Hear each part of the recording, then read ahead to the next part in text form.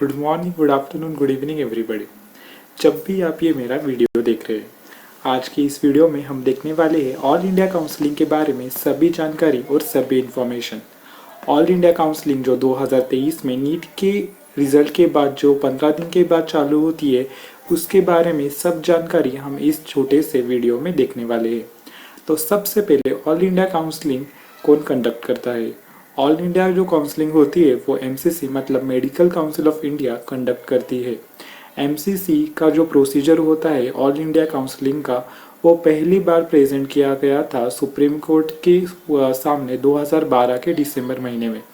उस टाइम को इस मेथड को सुप्रीम कोर्ट ने एक्सेप्ट कर लिया और इस मेथड को एमसीसी ने अपना कर all India counselling carry out करती है।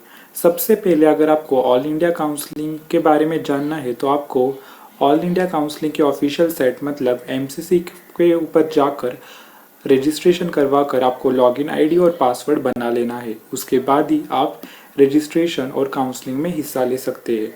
और एक बात, अगर आपको काउंसलिंग में एलिजिबल होना है तो नीट का रिजल्ट जब आएगा तो उस पर एलिजिबिलिटी क्राइटेरिया लिखा होता है और आप एलिजिबल हो काउंसलिंग के लिए या नहीं हो वो भी लिखा रहा होता है। आपके ऑल इंडिया रैंक के सामने ही वो लिखा होता है कि आप ऑल इंडिया काउंसलिंग के लिए एमसीसी के साथ एलिजिबल हो या नहीं हो। उसके बारे में भी जानकारी ऑफिशियल रिजल्ट आने के बाद आपको मिल जाएगी।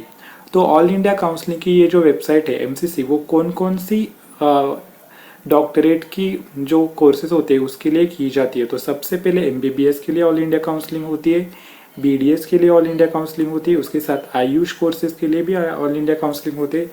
अगर हम देखें आयुष के कोर्सेज, तो आयुष के कोर्सेज में क्या क्या आता है आपको जानना बहुत ज़रूरी है। अगर हम देखें आयुष के कोर्सेज, तो आयुष के कोर्सेज में आता है Ayurveda, homeopathy, Unani, yogic science, naturopathy as well as Siddha as well as BSc nursing, ये सारे कोर्सेज आयुष के काउंसलिंग में आते हैं। अगर हम बात करें तो ऑल इंडिया की जो काउंसलिंग होती है उसमें एमबीबीएस और बीडीएस का एक अलग कोटा होता है। उसके बाद जो हमारी वेटरनरी का काउंसलिंग है उसका एक अलग कोटा होता है और उसके साथ साथ आयुष के ये जो सारे कोर्सेज मैंने जो बताए उसका एक अलग प्रोसीजर होता है। ये 3 फील्ड में एमसीसी काउंसलिंग करवाती है बच्चों का। अगर हम बात करें अब इस वीडियो में हम सिर्फ प्राइम कोर्सेज के बारे में डिस्कस करने वाले जो कि है एमबीबीएस और बीडीएस। आयुष और वेटरनरी के जो काउंसलिंग प्रोसीजर्स है वो मैं आने वाले वीडियो में लाऊंगा। इसके लिए मेरे चैनल से जुड़े रहिए और सब्सक्राइब कीजिए और लाइक करते जाइए। अगर मैं बात करूँ एमबीबीएस के काउंसलिंग के प्रोसीजर की, तो ऑल इंडिया काउंसलिंग में जो एमबीबीएस के कॉलेजेस होते हैं, जो ऑल इंडिया एमबीबीएस कॉलेजेस का जो प्रेजेंस है उसमें जो गवर्नमेंट कॉलेजेस होते हैं उसके साथ ही सेंट्रल यूनिवर्सिटीज़ जो होती है, उसके साथ एम्स के कॉलेजेस, जिपमर हो गया, उसके साथ ही साथ अगर हम बात करें तो लोकल जो गवर्नमेंट कॉलेजेस होते हैं सारे स्टेट्स में, उसकी काउंसलिंग ऑल इंडिया की तरफ से भी हो जाती है। उसके साथ ही जो डीम्ड यूनिवर्सिटीज़ प्रेजेंट होती है हर स्टेट में, उसका भी काउंसलिंग ऑल इंडिया से ही हो जाता है और वो काउंसलिंग भी एमसीसी ही लेता है।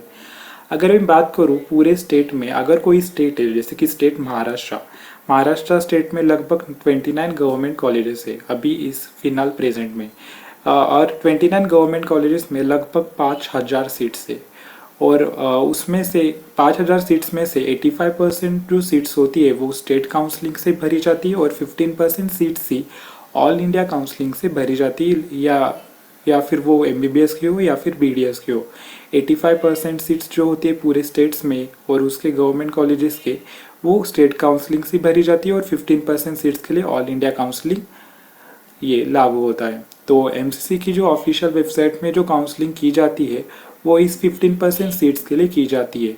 अगर कोई आपका ना रिलेटिव हो, वो दिल्ली में रहता है पर उसका वो नेटिव प्लेस महाराष्ट्र है और वो दिल्ली में पिछले 10 साल से ले रहा है और उसको महाराष्ट्र के कॉलेज में आना है, तो वो ऑल इंडिया काउंसलिंग से आ सकता है। या फिर कोई आपका दोस्त हो वो आसाम में रह रहा है, वहाँ पे अच्छा मेडिकल कॉलेजेस की अवेलेबिलिटी कम है, इस कारण से अगर उसको अच्छा मेडिकल साइंस की पढ़ाई चाहिए तो वो मुंबई के कॉलेजेस में आ सकता है। वो मुंबई के कॉलेजेस में डायरेक्ट तो नहीं आ सकता स्टेट काउंसलिंग से, इस कारण से ऑल इंडिया की हित से ही वो मुंबई में आ सकता है और ऑल इंडिया काउंसलिंग की ही प्रोसीजर से वो मुंबई के जीएसएमसी या ग्रैंड कॉलेज में एडमिशन ले सकता है। ये ऑल इंडिया काउंसलिंग का फ़ायदा है कि कोई भी छात्र भारत के किसी भी मेडिकल कॉलेज में पढ़ सकता है। ये हमें सिर्फ ऑल इंडिया काउंसलिंग से ही अलॉट होता है। अगर आप कोई भी स्टेट में गवर्नमेंट कॉलेज के लिए ऑप्ट करना चाहते हो तो आपको ऑल इंडिया काउंसलिंग ही करनी पड़ेगी, जो एमसीसी के वेबसाइट पे होती है। अगर मैं बात करूँ डीम्ड कॉलेजेस की, तो डीम्ड कॉलेजेस की जो 100% सीट्स होती है उसकी काउंसलिंग एमसीसी के द्वारा होती है। 100% सीट जो डीम्ड कॉलेजेस में फिल की जाती है वो ऑल इंडिया काउंसलिंग से ही फिल की जाती है, ना कि कोई और काउंसलिंग। अगर मैं बात करूँ आपको काउंसलिंग के वक्त रजिस्ट्रेशन कैसा करना है और प्रोसीजर क्या फॉलो करना है, तो सबसे पहले आपको डेट्स दी जाएगी। मतलब जैसे ही नीट का रिजल्ट आ जाएगा तो नीट के रिजल्ट के आ जाने के बाद 15 दिन में एमसीसी एक गाइडलाइन प्रोसीजर जारी करेगी जिसमें इंफॉर्मेशन बुलेटिन होगा, उसके साथ साथ ही इम्पॉर्टेंट डेट्स की लिस्ट होंगी। तो इम्पॉर्टेंट डेट्स में सबसे पहली जो डेट होगी वो होगी date of registration. Date of registration में क्या करना है, आपको एमसीसी के वेबसाइट पर अपना रजिस्ट्रेशन करवा लेना है। रजिस्ट्रेशन वैसा ही होगा जैसे आप नीट के फॉर्म में रजिस्ट्रेशन करते हो, आपको सारी डिटेल्स फिल करनी होगी। याद रखिए पर इस रजिस्ट्रेशन में आपको कोई भी डॉक्यूमेंट्स अपलोड नहीं करने पड़ेंगे। अगर करना भी पड़ा तो सिर्फ 12th का मार्कशीट या फिर 10th का मार्कशीट ही करना पड़ेगा और आइडेंटिटी प्रूफ अपलोड करना पड़ेगा। बाकी कोई भी डॉक्यूमेंट्स ऑल इंडिया काउंसलिंग में रजिस्ट्रेशन के वक्त अपलोड नहीं करना पड़ता। तो ये हुआ रजिस्ट्रेशन का प्रोसीजर। रजिस्ट्रेशन के प्रोसीजर के बाद आपको एक लॉगिन आईडी और पासवर्ड दिया जाता है। लॉगिन आईडी और पासवर्ड से आप अपने अकाउंट जो अपने एमसीसी पे बनाया है उस पर आप लॉगिन कर सकते हैं। लॉगिन कर देने के बाद मतलब रजिस्ट्रेशन की प्रोसेस हो जाने के बाद जो दूसरी प्रोसीजर होती है वो होती है फ़ी पेमेंट। तो फ़ी पेमेंट के लिए अगर मैं बात करूँ तो लास्ट ईयर यानी कि नीट 2022 के बाद जब ऑल इंडिया काउंसलिंग हुई थी, अगर मैं उस टाइम की फ़ीस के बारे में देखूँ तो ओपन कैटेगरी के लिए फ़ीस थी लगभग 11,000 फीस है। अगर आप ऑल इंडिया काउंसलिंग से गवर्नमेंट मेडिकल कॉलेज में एडमिशन लेना चाहते हैं तभी वो 11,000 फ़ी पे करनी पड़ेगी। अगर आपको कॉलेज मिल गया तो फिर वो फीस वापस लौटा दी जाती है। मतलब 10,000 रुपये आपको वापस मिलेंगे और 1,000 रुपये वो खुद को सिक्योरिटी डिपॉजिट के फॉर्म में ले लेते हैं। अगर मैं बात करूँ बाकी सभी रिजर्व कैटेगरीज की मतलब ओबीसी, एससी, एसटी और पीडब्ल्यूडी, तो उसकी जो रजिस्ट्रेशन फीस है वो है 5,500 रुपीज़। उसकी भी अबाउट 500 सिक्योरिटी डिपॉजिट है और जो 5,000 रुपये है वो आपको वापस लौटा दिए जाते हैं जब आपका प्रोसीजर कंप्लीट हो जाए या आपको कॉलेज मिल जाए। ये हुआ सेकेंड प्रोसीजर जो आपको क्या करना है, फ़ी पेमेंट करना है। अगर मैं बात करूँ डीम्ड कॉलेजेस की, तो डीम्ड कॉलेजेस में लगभग ऑल इंडिया कोटा से अगर आपको डीम्ड कॉलेजेस ऑप्ट करने हैं तो आपको लगभग 2 लाख रुपए भरने पड़ेंगे। आपकी कोई भी कैटेगरी हो ये मायने नहीं रखता, पर आपको 2 लाख रुपए भरने पड़ते हैं अगर आपको काउंसलिंग में पार्ट लेना है। तो 2 लाख रुपए भरने के बाद जब आपको कॉलेज अलॉट हो जाता है, जब आप उनके गाइडलाइंस को फॉलो करके प्रोसीजर को कैरी आउट करते हैं तो फिर आपको वो 2 लाख रुपए वापस की जाते हैं। तो ये हुआ डीम्ड का प्रोसीजर। अगर मैं बात करूँ अगली प्रोसीजर जो ऑल इंडिया कोटा में होती है वो होती है चॉइस फिलिंग। आपको सबसे पहले रजिस्ट्रेशन के लिए कुछ डेट्स प्रोवाइड की जाएंगी, उसके बाद कुछ डेट्स आपको फ़ी पेमेंट के लिए प्रोवाइड की जाएंगी और तीसरा सेट ऑफ डेट्स जो प्रोवाइड की जाएगा वो आपको चॉइस फिलिंग के लिए होगा। देखिए चॉइस फिलिंग एक बहुत इंपॉर्टेंट प्रोसेस है पूरी काउंसलिंग का। जितने भी चॉइसेस आप फिल करोगे आपको पूरी तरीके से वेरीफाई करके चॉइस फिल करना पड़ेगा। मतलब अगर आपने कोई भी आपको चॉइस फिलिंग कट ऑफ के अनुसार करनी है, जिसका कॉलेज का कट ऑफ ज़्यादा है उसको ऊपर रखना है, जिसका कट ऑफ कम है उसको नीचे रखना है। अगर आपने उसमें कोई गड़बड़ कर ली तो आपको कॉलेज अलॉटमेंट के वक्त बहुत दिक्कतें आ सकती हैं। मतलब अगर आपको आपके पसंद का कॉलेज नहीं मिला तो उस सारी प्रोसीजर का क्या फ़ायदा है आपको नीट में इतने ज़्यादा नंबर्स लाने का। इसलिए अच्छी तरीके से अच्छे काउंसलर से या मेरे चैनल से जुड़कर भी आप अच्छी तरीके से चॉइस फिलिंग कर सकते हो। आप मेरे को कमेंट्स में बता सकते हो कि आपके मार्क्स कितने हैं, उसके हिसाब से जब ऑल इंडिया रैंक आ जाएगा तो मैं आपको अच्छी तरीके से चॉइस फिलिंग करके दे सकता हूँ उस मार्क्स की बेस्ट कॉलेज की। तो तीसरा प्रोसेस जो होता है वो चॉइस फिलिंग का होता है। चॉइस फिलिंग के लिए भी टाइम दिया जाता है। सबसे पहले आपको चॉइसेस फिल करनी पड़ती है और एमसीसी की तरफ से कुछ डेज प्रोवाइड की जाती है जिसमें आप चॉइस ऊपर नीचे भी कर सकते हो। मतलब चॉइसेस लॉक नहीं कर सकते कुछ डेट्स में। उसके बाद एक दिनांक आ जाएगा, जिस दिनांक को आपको चॉइसेस को लॉक करना पड़ेगा। उसके बाद आप कोई भी चेंजेस उस चॉइसेस में नहीं कर सकते। तो ये हुआ चॉइसेस फिलिंग का सेक्शन। चॉइस फिलिंग के सेक्शन के बाद क्या होता है, कुछ दिनों बाद मतलब कुछ हफ्ते गुजरने के बाद एमसीसी क्या करती है, वो जो राउंड है जिसके लिए उसने काउंसलिंग की है उसका रिजल्ट जारी कर देती है। जब रिजल्ट जारी किया जाएगा तो उसमें जितने भी लोगों ने, जितने भी बच्चों ने उस प्रोसेस के लिए रजिस्टर किया था, तो उन सारों का नाम उस लिस्ट में आएगा।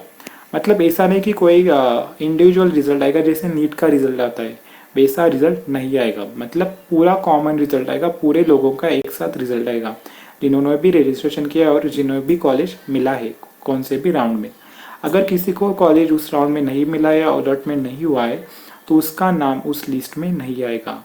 ये भी ध्यानपूर्वक है। अगर आपको फर्स्ट राउंड में कोई कॉलेज नहीं मिला तो आपका नाम उसमें नहीं आएगा, ऐसे समझना है। मतलब अगर हम देखें महाराष्ट्र के काउंसलिंग, अगर आपको कोई कॉलेज नहीं मिलेगा महाराष्ट्र के काउंसलिंग, तो वहाँ पे लिखा आता है नॉट चॉइस फाउंड। पर यहाँ पे अगर आपको कोई भी कॉलेज नहीं मिला तो नो चॉइस फॉर्म, ऐसा कुछ भी नहीं आएगा, आपको उसका उस लिस्ट में नाम ही नहीं आएगा। तो इस तरीके से आप समझ सकते हैं। तो अगर हम देखें ऑल इंडिया, तो ये थी कुछ ऑल इंडिया प्रोसीजर की स्टेप्स। सबसे पहले हमें रजिस्ट्रेशन करना है साइट पे। रजिस्ट्रेशन करने के बाद फीस पे करनी है। फी पेमेंट करने के बाद आपको चॉइस फिलिंग करनी है। चॉइस फिलिंग करने के बाद आपको चॉइसेस को लॉक करना है। चॉइसेस को लॉक करने के बाद आपका रिजल्ट आ जाएगा। जब आपका रिजल्ट आ जाएगा तब आपको देखना है कि आपको कौन सा कॉलेज मिला, और कॉलेज में जाकर अगली प्रोसीजर आपको कैरी आउट करनी है, जो मैं आने वाले टाइम में बता दूंगा इसी वीडियो में। तो अगर हम देखें तो फिर ऑल इंडिया कोटा में कितने राउंड्स होते हैं और कितने सारे राउंड्स में ये सारे प्रोसीजर्स फॉलो की जाती है। तो ऑल इंडिया कोटा में पिछले साल से round 1, round 2, mop up round, stray vacancy round 1, stray vacancy round 2, इतने सारे राउंड्स होते हैं। अगर मैं बात करूँ तो कोई कैंडिडेट है, मतलब मैं एग्जाम्पल के तौर पे ये सारा प्रोसीजर आपको अच्छी तरीके से समझा देता हूँ। अगर कोई कैंडिडेट है, उसने राउंड 1 में कोई तो कॉलेज उसको मिला, मतलब एक्स कॉलेज उसको मिला, तो वो राउंड 2 को ऑप्ट करना चाहता है, तो उसको क्या करना पड़ेगा, तो उसको सारे डॉक्यूमेंट्स लेके, मैं डॉक्यूमेंट्स की जो लिस्ट है वो आगे आपको बताऊंगा, पर उसको क्या करना पड़ेगा, जो एक्स कैंडिडेट है जिसको एक्स कॉलेज मिला है, तो उसको वो सारे डॉक्यूमेंट्स लेके उस कॉलेज में जाना है। कॉलेज में जाने के बाद अगर वो इंटरेस्टेड है उसी कॉलेज में, तो वहाँ उसे रिटेंशन फॉर्म फिल करना है या स्टेटस रिटेंशन फॉर्म वहाँ फिल करना है। अगर वो उस कॉलेज से हायर कोई कॉलेज चाहता है तो वहाँ पे उसे अपग्रेडेशन फॉर्म फिल करना पड़ेगा। अगर वो अपग्रेडेशन का कोई फॉर्म नहीं फिल करेगा तो वो वहाँ पे उसे वही कॉलेज लेना पड़ेगा। अगर उसने अपग्रेडेशन का फॉर्म फिल किया है तभी वो राउंड 2 के लिए जा सकता है। तो फिर ये जो कैंडिडेट है जिसको पहले कॉलेज मिला था, तो उसे राउंड 2 में सिर्फ अपनी चॉइसेस को फिल करना है, ना कि पूरी प्रोसीजर फिर से फॉलो करना है, सिर्फ अपने चॉइसेस को फिल करना है।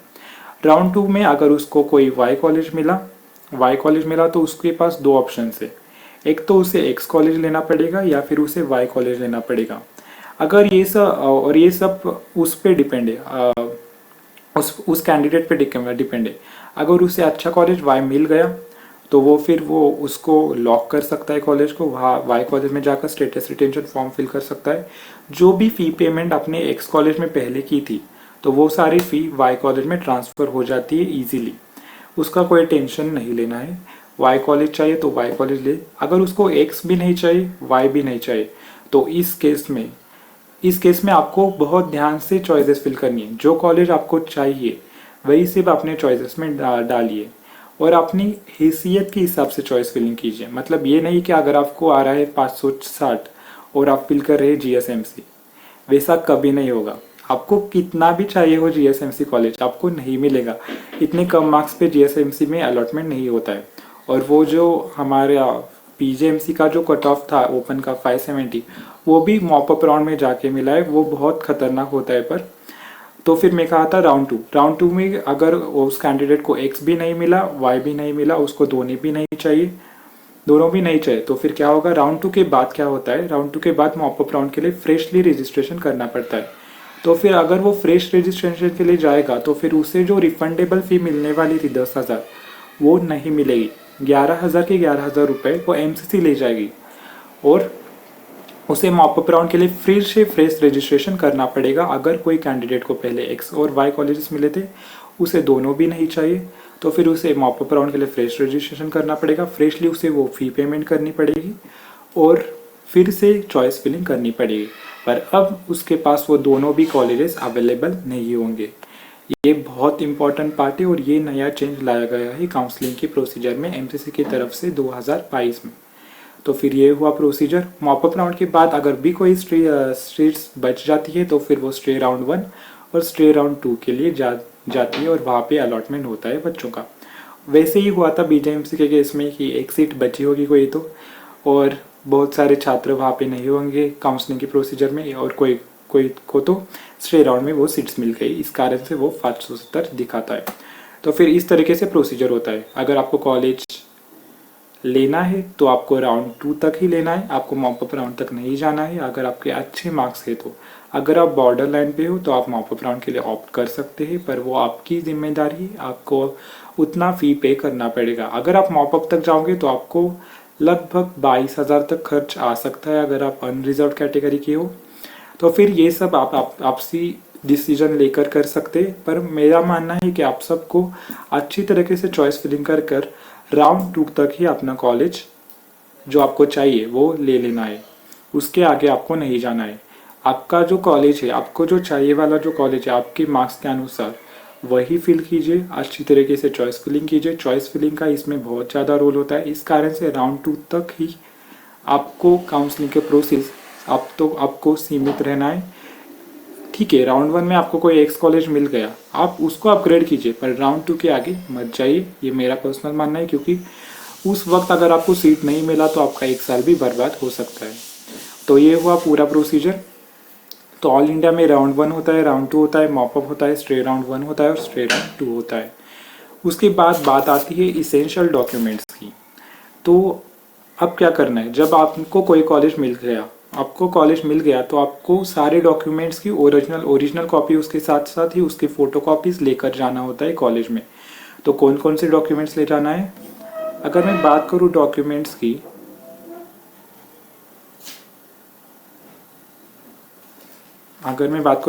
की, तो डॉक्यूमेंट्स में आपको ले जाना है, अगर मैं बात करूँ डॉक्यूमेंट्स में ले जाना है आपको 10th का सर्टिफिकेट, 10th का मार्क लिस्ट, 10th का मार्क लिस्ट और 10th का सर्टिफिकेट, 12th का मार्क लिस्ट और 12th का सर्टिफिकेट। उसके साथ साथ ही आपको ले जाना है नीट का एडमिट कार्ड, आपको ले जाना है नीट का जो फॉर्म, जो आपको रजिस्ट्रेशन के बाद जो मिला हुआ होता है, नीट का फॉर्म फिल करने के वक्त जो आपको कंफर्मेशन पेज होता है वो भी ले जाना होता है, उसकी ओरिजिनल कॉपी ले जानी होती है। उसके साथ साथ ही नीट का स्कोर कार्ड ले जाना होता है, नीट का जो अलॉटमेंट लेटर होता है, जो एमसीसी की तरफ से जब आपको कॉलेज अलॉट होगा वो दिया जाता है, वो आपको ले जाना होता है कॉलेज में। उसके साथ साथ ही आपका अगर कोई कैटेगरी होगा, SC ST OBC, कोई भी कैटेगरी हो, NTA VJ कुछ भी हो, उसका कैटेगरी सर्टिफिकेट आपको ले जाना होगा। उसके साथ ही आपको 8 पासपोर्ट साइज के फ़ोटोज़ ले जाने होते हैं कॉलेज में, ये सारा आपको ले जाना पड़ेगा कॉलेज में। उसके साथ ही आपको ID प्रूफ मतलब आधार कार्ड, पैन कार्ड, इस तरीके से कोई भी आपको प्रूफ आपको कॉलेज में ले जाना पड़ेगा, और ये सब ओरिजिनल होना चाहिए और उसका भी फ़ोटोकॉपी लेके जाइए।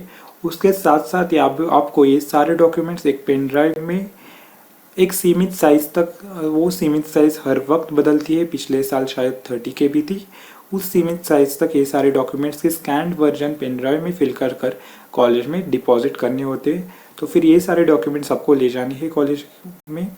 जब आपको कॉलेज मिलेगा, ऑल इंडिया काउंसलिंग की सबसे बड़ा वो डिफरेंस जो स्टेट काउंसलिंग से होता है वो ये है कि स्टेट काउंसलिंग में डॉक्यूमेंट्स हमें रजिस्ट्रेशन के वक्त भी अपलोड करने पड़ते हैं और आपको कॉलेज में ले जाने भी पड़ते हैं।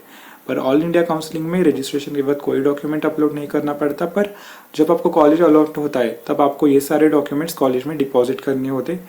मैं डॉक्यूमेंट्स को फिर से रिपीट करता हूँ, 10th का सर्टिफिकेट, 10th का मार्क लिस्ट, 12th का सर्टिफिकेट, 12th का मार्क लिस्ट, नीट का एडमिट कार्ड, नीट का जो कंफर्मेशन पेज था जब आप रजिस्ट्रेशन करने के बाद मिलता है वो, नीट का स्कोर कार्ड, नीट का अलॉटमेंट लेटर मतलब कॉलेज का अलॉटमेंट लेटर जो आपको कॉलेज मिला है वो, कैटेगरी सर्टिफिकेट, आपका कोई कैटेगरी हो SC ST OBC EWS, और कोई भी आइडेंटिटी प्रूफ जैसे कि आधार कार्ड, पैन कार्ड या वोटर्स आईडी भी चल सकता है। उसके साथ ही आपको 8 पासपोर्ट साइज फ़ोटोज़ ले जाने पड़ेंगे जिस भी कॉलेज में आप जाने वाले हैं उसके कॉलेज में। मैं अगर बात करूं, अगर आपने अपग्रेडेशन किया कोई कॉलेज का तो सिर्फ आपको नेक्स्ट राउंड में चॉइस फिलिंग करनी पड़ेगी। राउंड 2 में सिर्फ आपको चॉइस फिलिंग करनी पड़ेगी। अपग्रेडेशन कब होगा? जब आपको राउंड 1 में कोई कॉलेज मिलेगा। अगर कोई बच्चा हो जिसको राउंड 1 में कोई कॉलेज नहीं मिला हो तो वो राउंड 2 में जाकर भी चॉइस फिलिंग कर सकता है। मतलब राउंड 1 में कुछ नहीं मिला तो राउंड 2 में जाके चॉइस फिलिंग करो, अगर आपने पहले ही राउंड 1 में रजिस्ट्रेशन किया है तो। अगर आपने राउंड 1 में रजिस्ट्रेशन नहीं किया है और राउंड 2 के लिए आप उत्सुक है तो राउंड 2 में आपको पहले रजिस्ट्रेशन करना पड़ेगा और फिर आपको चॉइस फिलिंग करनी पड़ेगी। अगर आपने राउंड 1 में भी रजिस्ट्रेशन नहीं किया, राउंड 2 में भी रजिस्ट्रेशन नहीं किया, आप मॉपअप के लिए इंटरेस्टेड हो तो आप मॉपअप के लिए रजिस्ट्रेशन कीजिए और वहाँ पे चॉइस फिलिंग कीजिए। अगर मैं बात करूँ तो आप एक ही वक्त में एक ही प्रोसेस के काउंसलिंग से कॉलेज ले सकते हो। मतलब अगर आप कर रहे हो स्टेट काउंसलिंग, उसके पैरेलली आप कर रहे हो एमसीसी की काउंसलिंग जो ऑल इंडिया कोटा के लिए है, तो एमसीसी की काउंसलिंग पहले ही जारी होती है। अगर आपका राउंड 1 एमसीसी का हुआ तो एमसीसी का हो, उसके 5 दिन बाद स्टेट का राउंड 1 चालू होता है और वो ख़त्म हो जाता है। उसके बाद एमसीसी का पहले राउंड 2 होता है, उसके बाद स्टेट का राउंड 2 होता है। इस तरीके से जिगजैग चल रहा होता है। तो फिर अगर एमसीसी के राउंड 2 का रिजल्ट पहले आता है स्टेट के राउंड 2 के पहले, स्टेट के राउंड 2 के रिजल्ट के पहले, अगर एमसीसी के राउंड 2 के रिजल्ट में फाइनली आपको वहाँ पे दिखाया जाता है कि आपको ये कॉलेज लेना ही पड़ता है, अगर नहीं लिया तो मॉपअप में जाओ, ऐसे वहाँ लिखा होता है। और वो जो राउंड 2 की जो लिस्ट होती है छात्रों की जिन्हें कॉलेज मिला है, वो सारी लिस्ट एमसीसी सभी स्टेट्स को भेज देती है और उनको ये नोटिस भेजा जाता है कि इन छात्रों को कोई भी आगे कॉलेज नहीं दिया जाएगा। ऐसा नोटिस भेजा जाता है स्टेट्स को। इस कारण से अगर आपको कोई भी कॉलेज लेना है तो किसी एक ही प्रोसेस में रहिए, either state either all India quota, दोनों में भी आप एक बार में कोई भी कॉलेज नहीं ले सकते। मतलब आपको 2 ऑप्शंस नहीं होंगे एंड ऑफ द डे कि अगर आपको राउंड 2 एमसीसी में भी कोई कॉलेज मिला और राउंड 2 स्टेट काउंसलिंग में भी कोई कॉलेज मिला तो आपको ये दोनों में पैरेलली कोई कॉलेज लॉक नहीं कर सकते। आपको आइदर एमसीसी के राउंड 2 में जाना है और आइदर स्टेट के राउंड 2 में जाना है। राउंड 1 आप दोनों का कर सकते हैं पर राउंड 2 आइदर स्टेट का जाना है और एमसीसी का जाना है, ये आप पर निर्भर है। मैं कहता हूँ कि आप स्टेट की काउंसलिंग प्रोसीजर फॉलो कीजिए अगर आपको मार्क्स 630 640 तक है, और अगर आपको 650 के ऊपर है तो आप एमसीसी से एम्स भी जा सकते हैं, ये आपकी मर्जी है। तो ये हुआ काउंसलिंग का झंझट और जिगजैग पैटर्न होता है। मतलब अगर स्टेट का राउंड 1 हुआ तो उससे पहले एमसीसी का राउंड 1 होगा, स्टेट के राउंड 1 के बाद एमसीसी का राउंड 2 होगा, एमसीसी के राउंड 2 के बाद स्टेट का राउंड 2 होगा। ऐसे जिगजैग पैटर्न चलेगा। ऐसा नहीं कि स्टेट का राउंड 1 उसके साथ ही एमसीसी का राउंड 1, ऐसा नहीं होता, क्योंकि उनको पता चलना चाहिए ना कि कौन ऐसे बच्चे जो स्टेट में भी रजिस्ट्रेशन कर रहे हैं और एमसीसी में भी रजिस्ट्रेशन कर रहे हैं। उसका लिस्ट जारी करने के लिए वे जिगजैग पैटर्न में लेते हैं राउंड्स। अगर मैं बात करूँ प्राइवेट कॉलेजेस की तो प्राइवेट कॉलेजेस में भी जो ये होता है मतलब जो सेमी गवर्नमेंट कॉलेज है उसमें भी जो ये होता है मतलब काउंसलिंग का प्रोसीजर होता है वो आइदर स्टेट काउंसलिंग में से होता है या फिर एमसीसी में भी होता है। पर एमसीसी में इतना नहीं होता उसका काउंसलिंग, क्योंकि मेजॉरिटी वो जो प्राइवेट कॉलेजेस का जो जनरेट होता है वो स्टेट ही लेती है और स्टेट काउंसलिंग में से उसे गिना जाता है। अगर हम बात करें स्टेट काउंसलिंग की, अगर मैं बात करूँ स्टेट काउंसलिंग की तो स्टेट काउंसलिंग में सबसे पहले हम देख लेते हैं कि कौन कौन से डॉक्यूमेंट्स इसेंशियल है एमसीसी के ऑल इंडिया काउंसलिंग में। और ये वाला जो स्लाइड आएगा उसका आप स्क्रीनशॉट भी ले सकते हैं और आपके पास रख सकते हैं। अगर हम देखें कि कौन कौन से डॉक्यूमेंट्स इसेंशियल है तो सबसे पहले 10th का मार्क लिस्ट और सर्टिफिकेट बहुत ज़्यादा इसेंशियल है। 12th का सर्टिफिकेट और मार्क लिस्ट भी इसेंशियल है। नीट 2020 लिखा है यहाँ पे, पर यहाँ पे आप 2023 कर लीजिए। नीट 2023 का एडमिट कार्ड इसेंशियल है। नीट 2023 का रिजल्ट और रैंक कार्ड इसेंशियल है। Online generated provisional allotment letter जो एमसीसी की तरफ से आएगा जब काउंसलिंग का रिजल्ट आएगा वो आपका लेना है। उसके बाद 12th क्लास का लिविंग सर्टिफिकेट इम्पॉर्टेंट है। 12th क्लास का माइग्रेशन सर्टिफिकेट इम्पॉर्टेंट है। माइग्रेशन सर्टिफिकेट के बारे में अगर कोई आपको डाउट्स हो तो मेरे को कमेंट कीजिए, क्योंकि माइग्रेशन सर्टिफिकेट सीबीएसई के जो छात्र हैं वो बहुत अच्छी तरीके से समझते हैं माइग्रेशन का सर्टिफिकेट क्या होता है। उसके बाद 12th class character certificate important है। उसके साथ 10 पासपोर्ट साइज फ़ोटो में पहले बोला 8 पर यहाँ पे लिखा है 10।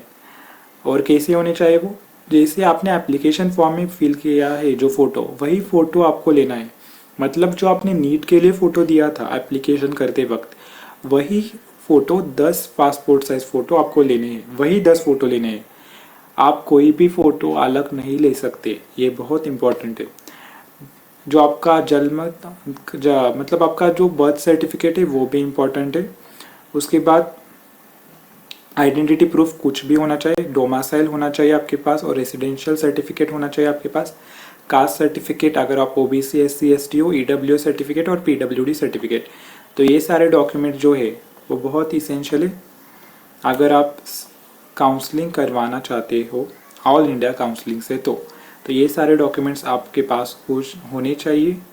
अगर आप ऑल इंडिया काउंसलिंग से कर रहे हो या फिर स्टेट काउंसलिंग से भी कर रहे हो, आपके पास ये सारे डॉक्यूमेंट्स होने चाहिए। अगर मैं फिर से बात करूँ कौन कौन से डॉक्यूमेंट्स आपके पास होने चाहिए, सबसे पहले क्लास 10 का सर्टिफिकेट मार्क लिस्ट, क्लास 12 का certificate mark list, NEET 2023 admit card, NEET 2023 result and rank card, online generated provisional allotment letter जो एमसीसी के रिजल्ट आने के बाद मिलेगा, टीसी और लिविंग सर्टिफिकेट क्लास 12 का माइग्रेशन सर्टिफिकेट, ये बोर्ड के स्टूडेंट्स को नहीं होगा शायद, क्लास 12 का character certificate, 10 passport size photos, birth certificate, identity proof, domicile certificate, caste certificate, EWS certificate और पीडब्ल्यूडी सर्टिफिकेट अगर आपका एप्लीकेबल होगा तो ये सारे डॉक्यूमेंट्स आपके पास होनी चाहिए। तो मैं बात कर रहा था प्राइवेट कॉलेजेस के बारे में। प्राइवेट कॉलेजेस की जो काउंसलिंग होती है वो इंडिविजुअल स्टेट करती है ज़्यादातर। अगर हम बात करें, दो टाइप्स के स्टेट्स होते हैं प्राइवेट कॉलेजेस के लिए। सबसे पहले होता है ओपन स्टेट और दूसरा होता है क्लोज स्टेट। ओपन स्टेट मतलब ऐसा स्टेट जो दूसरे स्टेट्स के बच्चों को अलाउ करती है प्राइवेट कॉलेजेस में एडमिशन लेने के लिए, और क्लोज स्टेट मतलब दूसरे स्टेट्स के जो बच्चों को वो एडमिशन लेने के लिए अलॉट नहीं करती। जैसे कि महाराष्ट्र एक क्लोज स्टेट है, यहाँ पे प्राइवेट कॉलेजेस में सिर्फ महाराष्ट्र का ही बच्चा एडमिशन ले सकता है, ना कि कोई मध्य प्रदेश का या फिर कर्नाटका का। पर कर्नाटका एक ओपन स्टेट है, वहाँ पे महाराष्ट्र के छात्र जाके पढ़ सकते हैं। एज वेल एज तेलंगाना भी ओपन स्टेट है, वहाँ पे भी कोई भी स्टेट्स के बच्चे जाकर पढ़ सकते हैं। आंध्र प्रदेश भी ओपन स्टेट है। उसके साथ ही साथ मध्य प्रदेश में जो राउंड 2 की काउंसलिंग होती है प्राइवेट कॉलेजेस की, वो ओपन की जाती है सभी बच्चों के लिए जो ऑल ओवर इंडिया के हैं। उसके लिए कोई डोमेसाइल एप्लीकेबल नहीं है। महाराष्ट्र में अगर आपको प्राइवेट कॉलेज में एडमिशन लेना है तो आपको मैनेजमेंट में से लेना पड़ता है, और मैनेजमेंट की फ़ीस तो आप जानते ही बहुत कम है। तो इस तरीके से आप एडमिशन प्रोसेस कर सकते हैं। तो ऑल इंडिया प्रोसेस के बारे में यही सब कुछ था जो मैंने इस वीडियो में आपको बताया। अगर और भी आपको कोई डाउट हो तो फिर मेरे को कमेंट करके बताइए, या फिर मेरे पर्सनल व्हाट्सअप तो आपके पास होगा ही, तो उस पर भी मुझे लिख के बता सकते हैं आप करो अगर आपको कोई डाउट होगा तो आपको मेरी एक बहुत बड़ी सलाह है कि आप सभी को कोई भी काउंसलिंग करने से पहले आप किसी काउंसलर से कंसल्ट कीजिए, बहुत जाने माने काउंसलर से कंसल्ट कीजिए। ऐसे भी किसी के पास काउंसलिंग में जाकर मत पार्टिसिपेट कीजिए, कट ऑफ को एनालाइज कीजिए। उसके बाद ही आप कोई भी अपना जो चॉइस फिलिंग का जो मामला है वो कीजिए। चॉइस फिलिंग बहुत इंपॉर्टेंट है। चॉइस फिलिंग ही सब कुछ डिसाइड करती है कि आपको कौन सा कॉलेज मिलने वाला है। इस कारण से चॉइस फिलिंग करने से पहले सभी कट ऑफ्स को एनालाइज कीजिए, कितना ऊपर जा सकता है, कितना नीचे आ सकता है इंडिविजुअल कॉलेज का, वो देखिए। अगर आप बॉर्डर लाइन पे हो तो सभी फॉर्म की काउंसलिंग कीजिए, स्टेट काउंसलिंग भी लास्ट राउंड तक कीजिए, ऑल इंडिया काउंसलिंग भी कीजिए। ये मेरा मानना है, क्योंकि आपको कोई ना कोई कॉलेज मिल सकता है। जैसे कि इस बार जॉकपॉट लगा, 570 के बच्चे को BGMC मिल गया। इस तरीके से अच्छी तरीके से काउंसलिंग कीजिए, कोई अच्छे काउंसलर से कंसल्ट कीजिए, या फिर मेरे यूट्यूब चैनल से बने रहिए। और भी मैं ऐसे काउंसलिंग रिलेटेड वीडियो बनाता रहूँगा। अगले वीडियो में हम देखेंगे स्टेट काउंसलिंग के बारे में सब कुछ जानकारी, विशेषता महाराष्ट्र स्टेट के बारे में। तब तक के लिए धन्यवाद। मैं आप सबसे मिलता हूँ अगली वीडियो में। अगली वीडियो रहेगी स्टेट काउंसलिंग के बारे में। तब तक के लिए bye, thank you, take care.